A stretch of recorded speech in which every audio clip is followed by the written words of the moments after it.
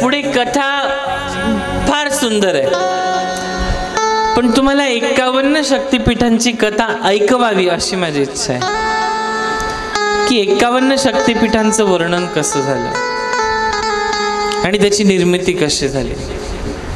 हा प्रसंग देवी भागवतात नाही, पण निर्मिती तर देवीचीच आहे की नाही. आईचं एक रूप, आईचं एक परांबा शक्तीने 3 रूप दिले, महालक्ष्मी, महासरस्वती आणि महासती. प्रथम रूप महादेवांना दिले. दक्ष यज्ञाची कथा येते, शुक परीक्षित यांच्यातला संवाद येतो.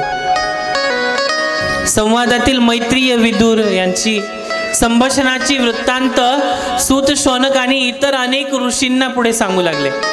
मैत्रियांनी विदुरला आणखी अनेक काही गोष्टी सांगितल्या. प्रल्हादाची गोष्ट सांगितली, भागवत कथेतला विषय हा. पुढे कृष्ण कथा पण आहे. देवी भागवतात सगळे, पण देवी भागवत कशात नाहीये एवढं मात्र लक्षात घ्या. प्रल्हादाची गोष्ट सांगावीशी वाटते, ध्रुवाची गोष्टही सांगावीशी वाटते.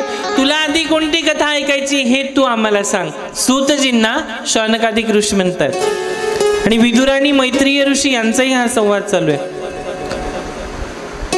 विदुर म्हणाले, मैत्रीय ऋषी, या सर्व कथात मला सारख्याच गोडी आहे, पण मला दक्ष कन्या सतीची गोष्ट आधी ऐकावीशी वाटते. हरी व हरा यात भेद नाही. शंकराला हीन लेखल्यामुळे दक्षाला किती संकटांना तोंड द्यावं लागलं. सतीने आत्मबलिदान दक्षाला दिलं. सतीने आपल्या शरीराची राख रांगोळी केली. ती कथा अद्भुत आहे. आपल्या नवऱ्याचा अपमान तिला सहन झाला नाही. आता आपल्या मुलीच्या आयुष्याच्या संसाराची राख रांगोळी करण्याचा सगळ्यात जास्त स्टेटमेंट बॉन्ड तुमच्याकडे. कोणाकडे अधिकार कोणी घेतलाय? लग्न झालं, सकाळी उठून घरी गेली, 2 दिवसांनी 3 दिवसांनी लागलीच फोन करतात ना. कशासाठी आहे ना ती? गेल्या घरी सुखी राहा, दिली मेली. बरोबर ना? नाही. मग जनक राजा पागल होते का? जनक राजा वेडे होते का? दिली दिली. राजा सम्राटाची मुलगी जनक राजा, विदेही राजा जनक ऋषी, महर्षी यांची मुलगी जनकांची सीता माता, मैथिलीची राजकन्या, जिथे भारताचं टोक आहे त्याची राजमाता माता सीता, एका सम्राटाची पत्नी होणार होती, एका महान राजाच्या कुळातली सून होणार होती.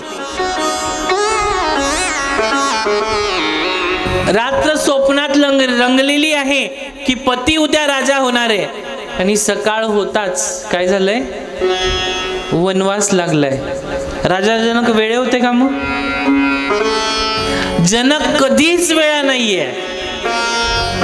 वेळी आहे ना ती तिची ममता. तिच्या ममतेमुळे सीता मातेला हे भोग भोगावे लागले. का भोगावे लागले? तेव्हाही आई चुकली होती आणि आजही तुम्ही चुकतात. का फोन करतात? दिल्या घरी सुखी राहा.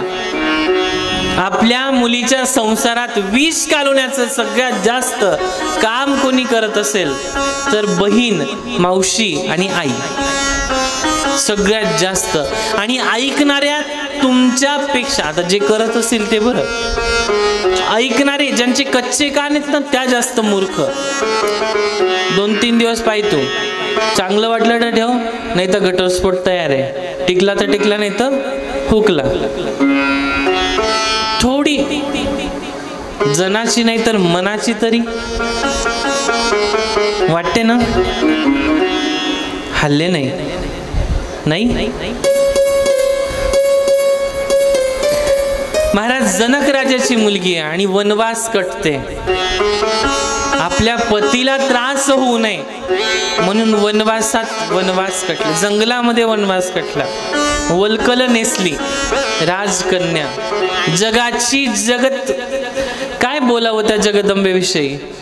जगाची मालकीन जंगलामध्ये फिरते, काट्या कुपाट्यांमध्ये.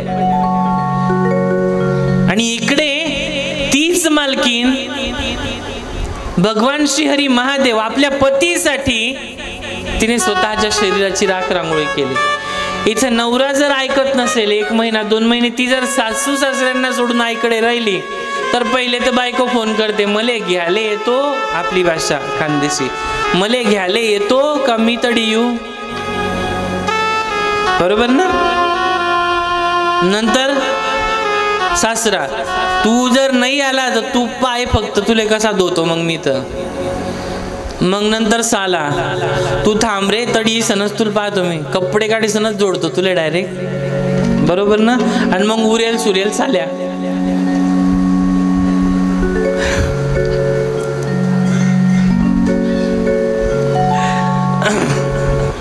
जावई महादेवाचं रूप आहे का? वाटलं मला कुठेतरी आता. महादेवाचे बैल नका हो, महादेवाचे म्हणजे सासू सासरे वा. महाराज विदुर म्हणाले, मैत्रियांना वाटलं की विदुर बहुआश्रित तर आहेच, शिवाय विष्णू व शंकर यातील एकातही तो चांगलेच जाणतो. त्यांनी विदुराला देवहूतीची कन्या यांचा सविस्तर वंशविस्तार सांगितला. अनुसया ही देवहूतीची कन्या, अत्री ऋषींची पत्नी. अत्री ऋषींना कठीण तप केलं आणि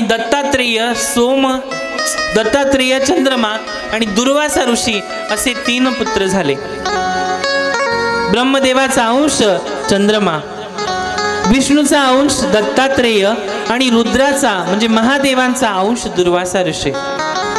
मैत्रियांनी अन्य कन्यांचाही सविस्तर वंशविस्तार सांगितला. ते पुढे म्हणतायत, विदुर, दक्ष प्रजापतीची व सतीची गोष्ट मी तुला सांगतो.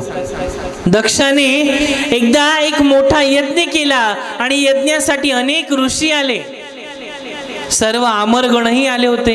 यज्ञातील आहुतीचे सूक्ष्म असे देवता सर्व लोक भुवर लोक यात ग्रहण करणार होते. यज्ञस्थानी भूलोकीची प्रजा नायकही जमलेले होते. गंधर्व, किन्नर, मरुद्गण, आदित्य, रुद्र, वसु, लोकपाल, यक्ष, राक्षस सर्व आलेले होते. मुख्य म्हणजे ब्रह्मदेव, विष्णू व शिवही मानाच्या स्थानी विराजमान होते. हा पहिला यज्ञ. यज्ञ सभेत ज्यावेळी दक्षाने प्रवेश केला, दक्ष प्रजापती सतीचे वडील, तेव्हा सर्वजण आदराने उठले आणि देवता मरुद्गण सर्वांनी दक्ष प्रजापतीला अभिवादन केलं, नमन केलं, त्याला नमस्कार केला. शिष्टाचाराचं प्रथम चरण आहे की आपल्या सभेमध्ये जर आपल्यापेक्षा उच्च कोटी कुळाचा जर कोणी प्रवक्ता, कथा प्रवक्ता असेल, ब्राह्मण असेल, आपल्यापेक्षा मोठा वडीलधारा व्यक्ती असेल, माणूस असेल, स्त्री पुरुष अबाल वृद्ध असेल, जो मोठा असेल, मान सन्मानाने, हे शिष्टाचाराचं वचन आहे की आपण उठलं पाहिजे. ब्रह्मदेवाने नमस्कार केला पण ते बसलेले राहिले, कारण की ते त्याचे वडील होते. ते स्थानी जाऊन बसले. शंकराने आपला अपमान केला असं दक्षाला वाटलं, कारण भगवान महादेव उठले नाही, कारण की ते त्याचे जावाई होते. आणि भगवान हरी महादेव चिंतन करताय प्रभू श्रीरामचंद्रांचं. महाराज दक्षाला राग आला, त्याला क्रोध आला. तो म्हणाला, देवगण हो, या महान यज्ञ सभेत आपण सर्व आलात, माझा मानही राखलात. हा मोठा आनंदाचा प्रसंग आहे. यज्ञ करता म्हणून आज माझा मान ठेवत आहात हे मी ओळखतो. शिष्टाचार पाळल्यामुळे दोन्ही पक्ष समाधान वाढतं.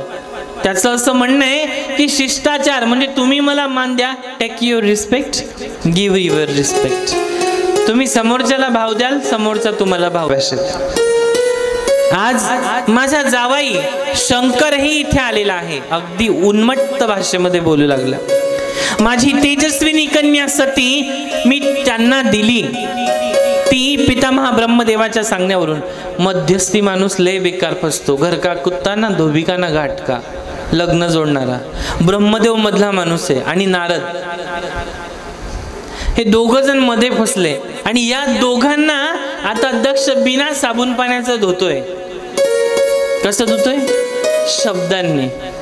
निंदकनी रे राखी आंगन कुटी छवाई, बिन पानी साबन बिना निर्मल होत सुहाय कबीरा, निर्मल होत सुहाय। बिना साबुन पाण्याने धुतलं। महाराज, माझी तेजस्विनी कन्या या ब्रह्मदेवाच्या सांगण्यावरून आणि त्या नारदाच्या सांगण्यावरून, नारद त्यांचा लहान बंधू आहे दक्ष प्रजापतीचा, त्या नारदाच्या सांगण्यावरून मी या अगडबंब भूताला दिले। शब्द बघा, शिव सामर्थ्यांचं त्यांना माझ्याजवळ पुष्कळ वर्णन केलं होतं।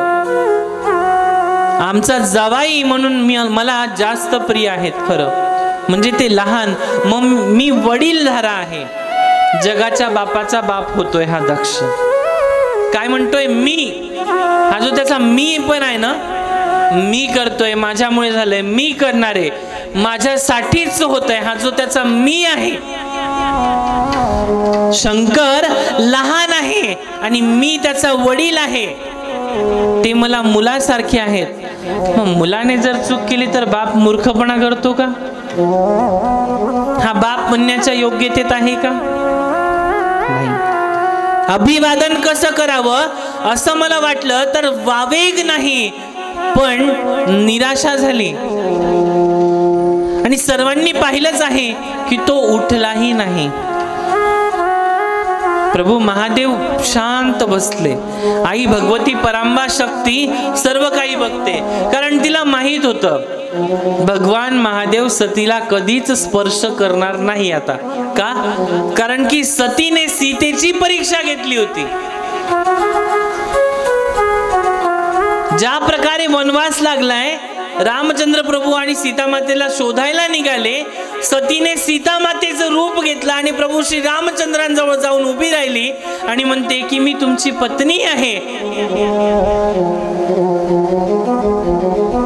अयोध्येमध्ये रामचंद्र प्रभू आणि लक्ष्मणजी यांना माहित होतं की अयोध्येतली नारी कधीच पतीच्या पुढे चालत नाही, ती नवऱ्याच्या पुढे येऊन उभी कशी म्हणून बोलेल। महादेवांनी विचारलं, सती तू गेली कुठे होतीस? तिने सांगितलं, मी परीक्षा घेण्यासाठी गेली होती, मी रामांची परीक्षा घेतली। चाचपली ती, थोडी घाबरली, महादेव रागवतील म्हणून। आणि त्या परिस्थितीमध्ये महादेवांनी तिला ज्या वाम भागावरती, डाव्या अंगावरती पत्नी म्हणून, प्रेम अर्धांगिनी म्हणून स्वीकार केलं होतं, त्याच क्षणी तिचा काय केला? अंगीकार केला का? तिचा नाकार केला आणि तिला समोर बसवली। समोर कोण बसतं पूजेमध्ये? आई बसते। का बसवलं? कारण की तिने माझ्या, महादेव म्हणतात, तिने माझ्या आईचं रूप धारण केलंय। महादेवांची आई कोण मग? खूप कन्फ्यूज आहे। सती तर परांबा शक्तीची पहिली रूप आहे ना, बरोबर की नाही? मग महाविष्णूंची पत्नी लक्ष्मी आहे, महालक्ष्मी, मग ती मोठी आहे आणि त्या मोठीचं रूप लहानीने धारण केलं म्हणून तिचा त्याग केला। आणि तो त्याग झाला आहे हे तिला जेव्हा कळालं तेव्हा या यज्ञाची ही कथा। महाराज, शिष्टाचाराचं एवढं अज्ञान खरोखर ब्रह्मदेवाने सतीच्या विवाहित मध्यस्थी केली, त्यामुळे मी भुललो। मला वाटू लागला आहे दक्षाने मोठ्या अहंकाराने, गर्वाने, दक्षतेने आपल्या अपमानाचा पाढा सगळ्यांसमोर वाचून दाखवला। महादेव शांत आहे, ते माता सीतेचं आणि प्रभू श्री रामचंद्रांची आठवण करून रुदन करतायत, डोळ्यात प्रेमाच्या अश्रुधारा आहेत। ब्रह्मदेवाला दक्षाचं बोलणं ऐकून फार संकोचल्यासारखं वाटू लागलं। ना घरके ना घाटके, मध्येच लटकलेले। ब्रह्मदेव अगदी शांतपणे आता ते ऐकून घेत आहे, कारण की मोठा मुलगा आहे, प्रजापती होणार आहे। विवाहित मध्यस्थी केल्याबद्दल दक्ष दोष देत होता आणि आता ते ऐकून घेणं भाग होतं। सर्व आमरगण हवीर भागाचा सेवनाने त्याने सृष्टी कार्यात चैतन्य मिळत म्हणून प्रेमाने आशेने असे आले होते। त्यांच्या दिव्य शरीराची त्वरित स्पंदनता संशयाने अडथळ निर्माण झाले, त्यांची आकृती झळकळली। दक्षाचं बोलणं चालूच होतं। शंकर मात्र अत्यंत निश्चल बसून आई जगदंबा भवानीचं, परांबा शक्तीचं ध्यान करत होते, मेडिटेशन करत होते, निंदा सहन करत होते। उपेक्षा वृत्तीने त्यांनी निंदा वचन ऐकलंच नाही, दर्शवलं. त्यांनी असं दाखवलं की मला काहीच फरक पडत नाहीये. आणि त्यांच्या तटस्थ पाहून दक्षाचा क्रोध वाढला. म्हणून मी तुम्हाला थोड्या वेळापूर्वी बोललो, समोरचा व्यक्ती शिव्या देतोय ना, त्याला एक नाही 100 देऊ द्या, तुम्ही शांत राहा, तुम्ही देवाचं नामस्मरण करा. तो अजून मूर्खपणा करेल आणि त्यांनी मूर्खपणा केला की त्याला त्याची शिक्षा मिळाल्याशिवाय राहणार नाही. त्याला कितीही अत्याचार तुमच्यावरती करू द्या. गांधीजीचं बंदर बनू नका. एक दिया तो दूसरा दो, एक इधर दिया दूसरा इधर लो, तीसरे उसके गाल पे लगा. दुसरा नाही द्यायचा. महाराज त्यांनी तटस्थ पाहून दक्षाचा क्रोध वाढवला. तो आणखी काही बोलतच राहिला आणि इंतपर्यंत शंकराला यज्ञातील हवीर भाग मिळणार नाही असं बोलून त्यांना तिथून जायला सांगितलं. दक्ष निर्णायक स्वरात गर्जना करत म्हणाला. तरीही शंकर स्तब्धच राहिले. तसं असं मौन तटस्थ पाहून सारी सभा एकदम शांत झाली. नंदी शंकरांबरोबर आला होता. त्याने दक्षाचा उदम भाषण ऐकलं. त्याला ते सहन होईना. त्याने शापवाणी उच्चारली. दक्षाने ज्या अर्थात असा भेदभाव केला त्या अर्थी त्याला संपूर्ण तत्वज्ञान सोडून जाईल. त्याचं मुख हे जो मी मी मी मी करतोय ते बकऱ्यासारखं होईल. दक्षाचा हा प्रमाद असूनही तुम्ही त्याला अनुमोदन दिलं. तुम्ही जगात भीक मागत हिंडाल असा शाप नंदींनी दिला. भृगु ऋषींना हा शाप ऐकून क्रोध आला आणि भृगु ऋषींनी त्यांना उलट शाप दिला. भृगु ऋषी कोण? ज्यांनी भगवान श्रीहरी विष्णूंच्या छातीवर लात मारली होती आणि ती लात मारल्यामुळे माता लक्ष्मी त्यांच्या हृदयात निवास करते. ती निघून गेली. ते श्रीहीन झाले आणि त्यांनी बालाजीचं एक रूप धारण केलं, तिरुपती बालाजी. ते भृगु ऋषी त्यांनी उलट श्राप दिला. राख आणि अस्थि धारण करणारे असतील. शिवचे उपासक जे आहे, भगवान शंकरांचे उपासक कसे आहेत? त्यांना मानणारे कसे आहेत? एकदम आगडबंब, एकदम उंच दिप्पाड, भूतगण, चुडेल, भूत, राक्षस, यक्ष, गंधर्व, किन्नर असा शाप भृगु ऋषींनी दिला. सर्व काही ऐकूनही शिव शांतपणे तिथून निघून गेले. पुनश्च दक्षाकडे जायचं नाही असं मनोमन निर्धार करूनच निघाले. नंदीसह त्यांचे मुख्य गणही तिथून निघाले. झालं प्रकरण देवतांना विषम्य वाटलं. दक्ष आणि शंकर यांच्यात वितुष्टा झाली, मनमुटाव झाले आणि दक्षाच्या यज्ञापुढे 1,000 वर्ष चालला. तो यज्ञ 1,00,000 वर्ष चालू राहिला. अनेक प्रजापती त्या यज्ञाला उपस्थित होते. लक्षात घ्या, अनेक प्रजापती म्हटलंय. मग ह्या पृथ्वीचा एक प्रजापती दक्ष होता, तर बाकी पृथ्व्या कुठे आहे? तर त्या आकाश गंगेमध्ये, ज्याला मिल्की वेव गॅलेक्सी असं म्हटलं जातं. तुम्ही असं समजू नका की ही एकच पृथ्वी आहे. अशा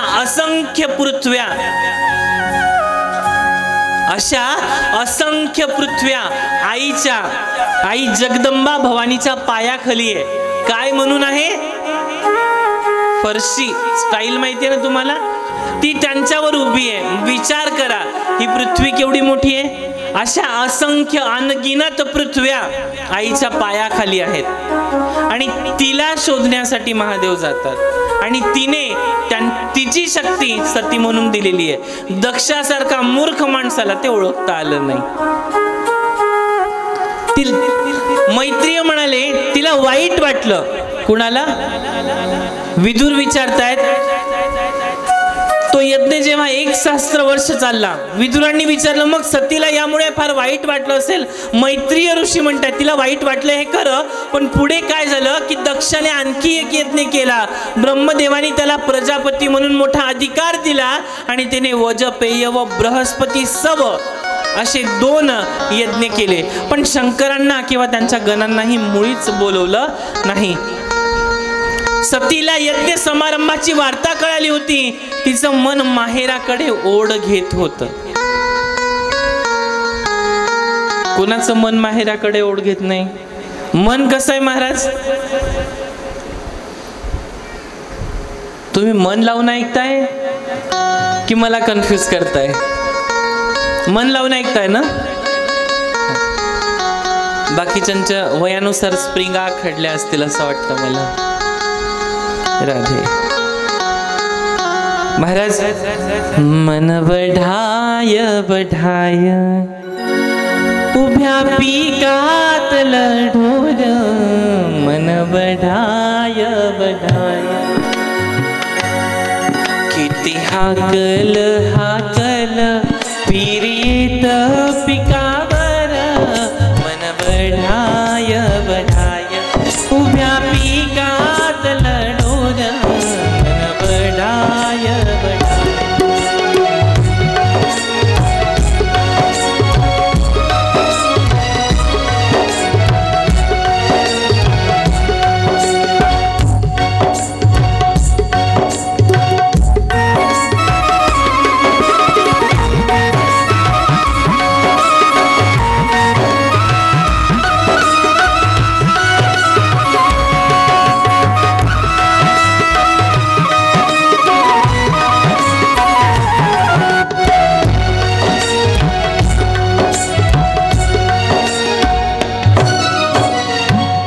असं मन आहे. कितीही जरी हाकललं पक्षासारखं आहे, दाणे खाण्यासाठी जातच. ते अटकतं किंवा अडकतं तर ते फक्त धर्ममंडपातच, सभामंडपातच. इथून हा सभामंडपातून बाहेर निघाले, गेटच्या बाहेर निघाले, आले असतील का घरी? आली असेल का पोरगी घरी? पोरगा कुठे गेला असेल? म्हणजे इथे आल्यानंतरच ते आठवत नाही. त्याचं कारण आहे की ती पॉझिटिव्ह एनर्जी, ती सात्विक एनर्जी जी आहे, जी सात्विक ऊर्जा आहे आई भगवतीची, ती या धर्ममंडपामध्ये आहे. आणि माझं दुसरं भाग्य असं आहे, तिसरं, की प्रथम ज्यावेळेस माझी पहिली कथा झाली होती 2015 साली, त्याच्या अगोदर लहानपणापासून करतोय, पण 2015 साली संत गोरोबा काका आहेत ना, त्यांच्या मंदिराच्या समोर समाधी मंदिर आहे, तिथे कथा झाली होती आमची. तदनंतर आई तुळजाभवानीला, आणि त्याच्यानंतर अंजनगाव सुरजी संत रूपलाल महाराज, सेम अशीच परिस्थिती आहे. आणि बहुतांश ठिकाणी मला हेच तीर्थस्थान असेल किंवा काय नशिबात आहे माझ्या, की भगवंताचा विग्रह असेल, हे तर तुमच्याकडे बघतात, पण जे तुमच्या गावातले ना किंवा मी आहे ना, तर आमची दोघांची नजर एकच आहे, असं नेहमी होतं. म्हणून मन आहे ना फक्त समोर ठेवावं भगवंताकडे. हा, आपल्या आयुष्यात दैविक आदिदैविक भौतिक घटना घडत असतात.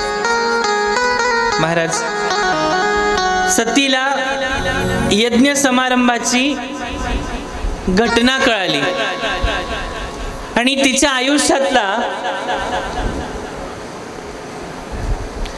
आता तो भाग सुरू होणार होता. ज्यावेळेस आपल्या माहेरी सर्व बहिणी जमल्या असतील, आपली सर्व माणसं भेटतील, मला भेटून आईला कितीतरी आनंद वाटेल, वडिलांनी मला पाहताच खूप आनंद होईल. पण बाप कसला ऐकतोय? बाप तर चुकीच्या मार्गाला निघाला होता. आपण जावं का तिच्या मनात विचार करू लागला. कैलासनाथांना शंकराजवळ गेले. कैलासनाथ कसे भोळ भाबड दैवत आहे.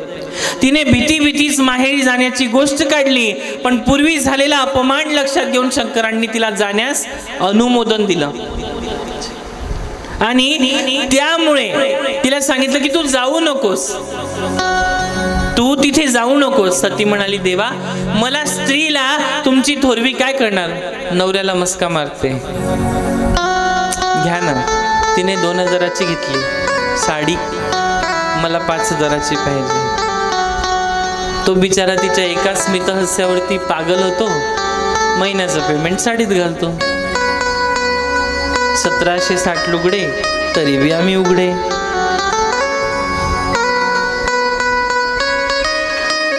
कपाट भरलेलं आहे तरी सुद्धा पाहिजे. राधे. महाराज, स्त्रीची थोरवी कोणी ओळखू शकत नाही, तिला कोणी समजू शकत नाही. स्त्रिया नटून थटून देव गंधर्ववादी पती समवेत तिथे निघाले. चालू आणि यज्ञाचा सोहळा पाहावा असं मला वाटतं. स्त्रीला असंच माहेराची ओढ नसते हो. तिथे तर आमच्या नात्याच्या नसलेल्या स्त्रिया सुद्धा नटून थटून येतील. शंकर म्हणाले, प्रिये खरं सांगू का, तू तिथे गेल्यानंतर तुझा अपमान होईल. ती लोक तुला आपली वाटतात का ग? पण त्यांना तू व मी आपलं वाटतो का, हेही महाराज एक नेहमी लक्षात ठेवा. ज्यांना तुम्ही आपलं समजताय ते तुमच्या वाटेवर काटे टाकणारे लोक आहेत. तुम्ही मुळात कधी असं समजूच नका की हे आपल्याला आयुष्यभर सोबत देणार आहेत म्हणून. हे लोक आपल्याला आयुष्यभर सोबत देणार हे साफ खोटं आहे.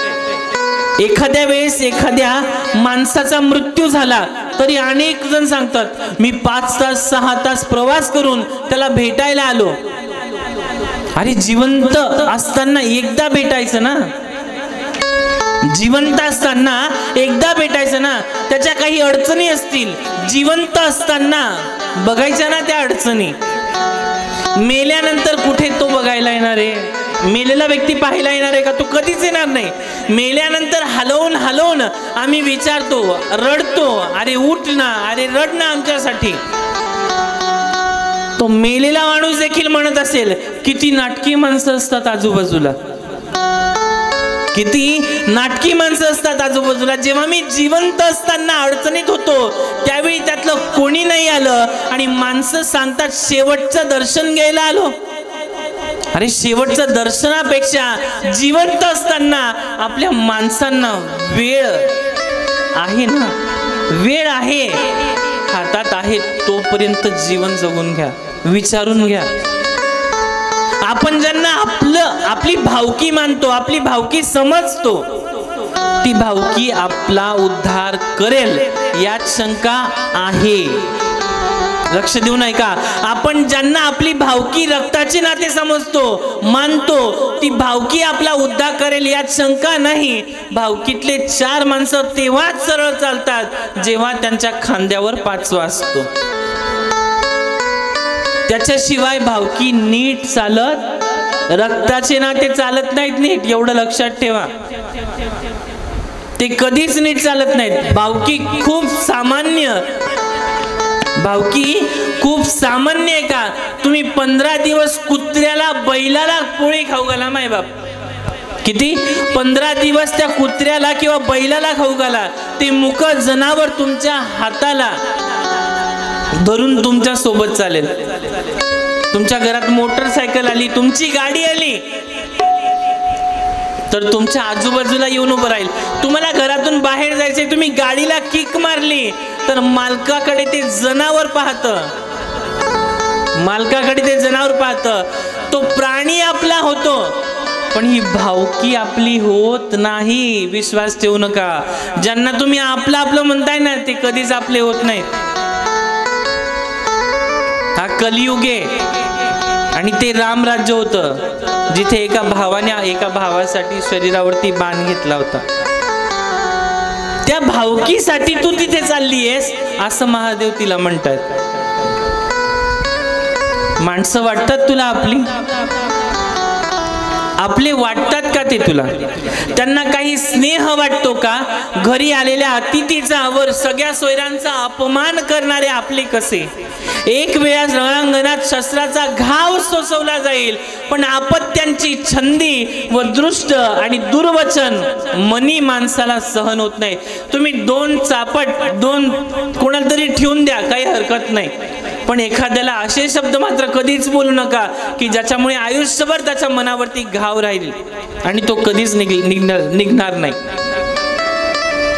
तू तुझ्या वडिलांना आवडतेस हे मान्य आहे, पण मी निर्धन आहे, मी तपस्वी आहे, निवास करतो, म्हणूनच तुझे वडील तुलाही मनाने वागवणार नाहीत, मानाने वागवणार नाहीत.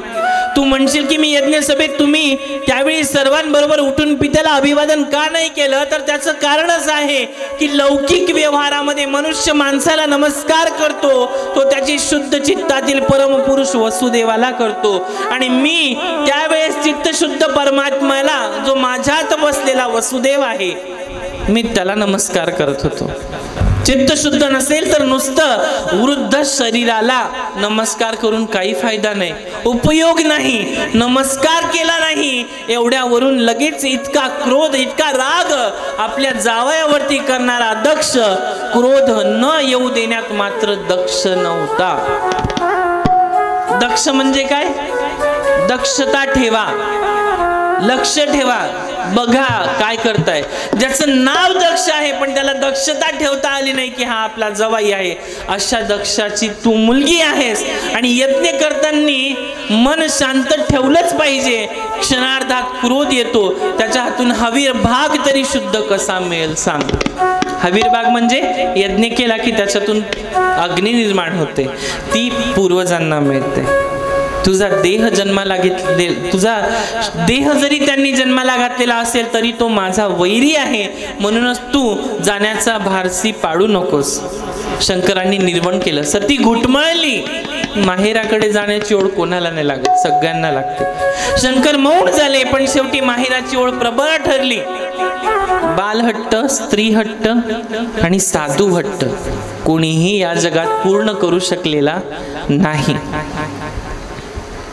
पित्याच्या आज्ञेशिवाय दक्षाकडे निघाली. वडिलांनी बोलवलेलं नाहीये तरी सुद्धा तिकडे निघाली. तिला जाताना पाहून शंकरांचे गण, नंदी, यक्ष, पार्षद आदी सर्वही निघाले. नंदीवर आरूढ होऊन वर श्वेत छत्र धारण केलं आणि तिच्यावरती आरूढ सती माता ही सर्व अनुचरांसह यज्ञस्थानी आली. तिथे तर अमाप जनसमूह होता. देव, ऋषी, महर्षी होते. उच्च स्वरात वेद घोष चालला होता आणि जो तो आपापल्या कामात गर्क होता. जागोजागी मातीची, लाकडाची, सुवर्णाची, लोखंडाची यज्ञ कुंड बनवलेली होती. कर्माची पात्र ठेवलेली होती. यज्ञ सामग्री नीट रचून ठेवलेली होती. गंभीरपणाला उत्साहपणाची जोड मिळत होती. यज्ञ मंडपातून सतीची बहीण व तिची आई मनुकन्या प्रसूती माता तिच्या जवळ आली आणि त्यांनी तिची विचारपूस केली. तिला भूषण, वस्त्र, मौल्यवान वस्तू, सुगंधी पदार्थ दिले, पण ते सगळं वैभव सतीने घेतलं नाही. पूर्वी आपल्या पतीचा अपमान झाला होता, त्याची स्मृती, त्याची आठवण तिला होती आणि यज्ञात शंकरांनी हवीरभाग ठेवलेला नाही हेही तिने पाहिलं.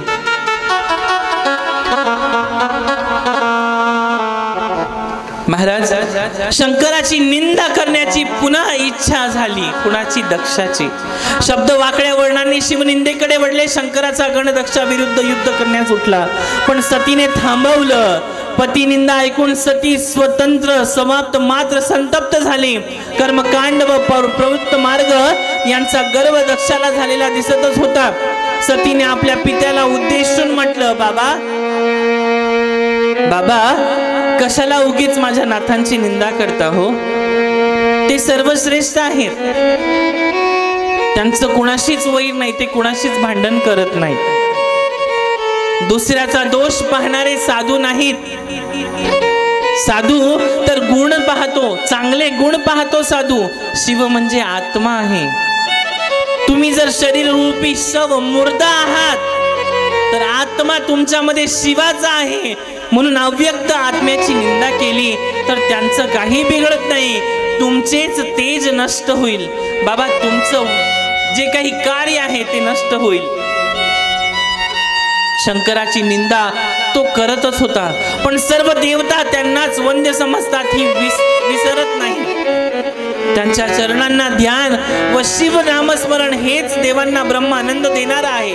बाबा, तुमच्या सारख्याच अमर्यादित शब्द ऐकू तरी नाही. इथून निघून जाणं तरी किंवा मला योग्य वाटेल. तुमचं तोंड तरी बंद करावं. वेदांनी सुद्धा ज्ञानी आणि अज्ञानी अशा भेदांनी, रागी व विरागी अशा अधिकार भेदांनी मनुष्यांना प्रवृत्ती आणि निवृत्ती असे दोन्ही मार्ग दाखवले आहेत. एकाच वेळी एकाच माणसाने ते दोन्ही मार्ग आचरण योग्य नसते. माझे पती तर दोन्ही मार्गांनी पोहोचण्याचे परमपद आहे. या दोन्ही मार्गांपर्यंत पोहोचण्याचं परमपद माझे पती आहेत. परांबा शक्तीची शक्ती सती आपल्या पतीविषयी तिच्या बापाला सांगते की माझा नवरा काय आहे. दोन्ही मार्गांना जर पोहोचायचं असेल तर माझ्या नवऱ्याचे पाय तुम्ही धरा. त्याने स्वतः यज्ञ करण्याचा देह शृंगाराची सामग्री जमवण्याच्या अग्नीत आहुती देण्याची काय आवश्यकता? आमचं ऐश्वर्य आज आहे व उद्या नाही असेल, क्षणिक आहे, हे क्षणिक सुख आहे, ते अव्यक्त काय करणार? तुम्ही मला जन्म दिलात, हा माझा देह निर्माण होण्यास तुम्हीच कारणीभूत झाले आहात, मी हा देहच ठेवत नाही. पतिनिंदा होण्यापेक्षा देहाचा त्याग केलेला बरा आहे असं म्हणता म्हणता सतीची मुद्रा दैदिप्यमान दिसू लागली आणि संतापाने तिने सर्वत्र पाहिलं. 5 वर्गातील सर्वजणांकडे दक्षाकडे एक तेजस्वी नजर तिने टाकली. नेत्राने ठिणग्या पडतील अशा दृष्टीने पाहिलं. यज्ञ मंडपातच ती उत्तराभिमुख झाली आणि मुख करून तिने सिद्धासन घालून बसली. सर्वीकडे हाहाकार माजला. तिने आपले डोळे मिटले, कैलासनाथाचं स्मरण केलं आणि आपल्या शरीरातील योगाच्या अग्नीने आपोआप निजतनातूनच दहन केलं. पाहता पाहता अग्नीच्या ज्वाळात तिची विलक्षणी सुंदर अशी देहसृष्टी भस्मसात झाली. स्तंभित झालेले सर्व देवता हा आकार उडू लागला. आकाश, अंतरिक्ष, भूमी सर्वत्र हा कल्लोळ उठला. सर्वजण हाय हाय करू लागले, म्हणू लागले. दक्षाच्या कठोरपणामुळे निंदा करू लागले. दक्षा, आज तुझ्यामुळे सती सती झालेली आहे. नवरा असतानाही सुद्धा तिने सती झालं आणि सतीच्या बलिदानाने सर्व सुप्त झालेले होते. मोठा अनर्थ होणार होता असं सर्वांना कळलं. अत्यंत खवळलेल्या शंकराने शस्त्रात क्षुब्ध झालेल्या बलिदानाने घेऊन दक्षाला मारण्यास लावला. भगवान शंकरांना ज्याही वेळेस कळलं की आता आपल्या सतीचा देह आपल्यापर्यंत नाही येऊ शकत, त्याच वेळी भगवान श्री हरिशंकरांनी आपल्या शरीरातून, आपल्या जटेतून एक जटा उपटली आणि दगडावरती फेकली. त्या जटेतून एक पुरुष निघाला. त्याचं नाव होतं वीरभद्र. आणि त्या वीरभद्राला सांगितलं की जा आणि त्या दक्षाचं मुंडकं उडवून आण आणि मुंडकं उडवल्यानंतर माझ्या सतीच्या देहांताचा तू बदला घे. पण त्या ब्रह्माचं रक्षण करण्यासाठी, त्या दक्ष प्रजापतीचं रक्षण करण्यासाठी विष्णूंनी त्याला स्वीकृती दिली होती.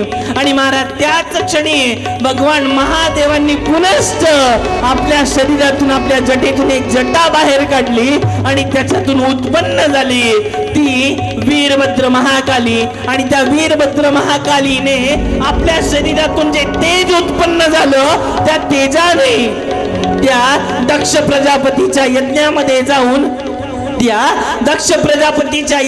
जाऊन, त्या यज्ञाचा विध्वंस केला आणि दक्ष प्रजापतीचं मुंडकं छाटलं. आकाराच्या कणाने सर्व मंडप उद्ध्वस्त केला. ऋषींना जखडून ठेवलं. भृगूच्या जटाही जगवल्या. सर्वत्र जळोपळो केली आणि समाधी फेकून दिली. भांडी उडवून दिली. सामग्रीची नासधूस केली. देवतांना उचलून जमिनीवर आपटलं. दक्षाचं डोकं यज्ञ पशुप्रमाणे आई भगवती महाकालीने त्याच ठिकाणी उडवलं. बोल महाकाली माई की, बोल महाकाली माई की. दक्षाचं यज्ञ उडवलं आणि त्याच यज्ञाच्या ज्वाळंत अंतराळामध्ये दक्ष यज्ञ विध्वंस झाला. महाराज याच ठिकाणी आई वीरभद्र महाकाली यांचा जन्म होतो. दक्षिणेश्वरी काली हिचा जन्म होतो आणि तदनंतर भगवान श्रीहरी महादेव आपल्या सतीचं ते शरीर आहे, ते शरीर उचलतात आणि त्या शरीराची जी लाही लाही होत असते, त्या शरीराची लाही लाही होत असताना ते शरीर स्वतःच्या हातामध्ये उचलून आकाश मार्गाने आकाश गंगेमध्ये जाऊन तांडव करतात. ते दुःखद तांडव करत असताना संपूर्ण त्रैलोक्याची लाही लाही होते. का?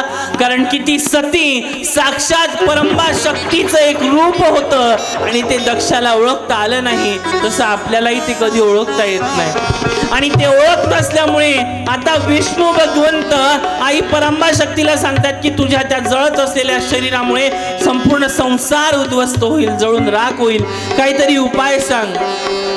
आणि त्यावेळी आई भगवती आपली एक शक्ती त्या सुदर्शन चक्रामध्ये सोडते आणि भगवान विष्णूंना सांगते की तुझ्या सुदर्शन चक्राच्या अदृश्यतेमुळे त्या सती मातेच्या सतीच्या शरीराचे 51 तुकडे होतील आणि ते संपूर्ण पृथ्वीवरती पडतील. आणि ती मेली जरी, तिचं शरीर जरी निघालेलं आहे, तिच्या शरीराचे जरी तुकडे झालेले आहे, तरी त्या शरीराच्या तुकड्यांपासून, त्या 51 तुकड्यांपासून तिथे माझं एक स्वरूप निर्माण होणार आहे आणि त्या 51 तुकड्यांचं भगवंत श्रीहरी विष्णूंनी ज्यावेळेस ते 51 तुकडे केले, त्या 51 तुकड्यांपासून या संपूर्ण भारत देशामध्ये आई जगदंबा भवानीचे 51 शक्तिपीठांची निर्मिती झाली।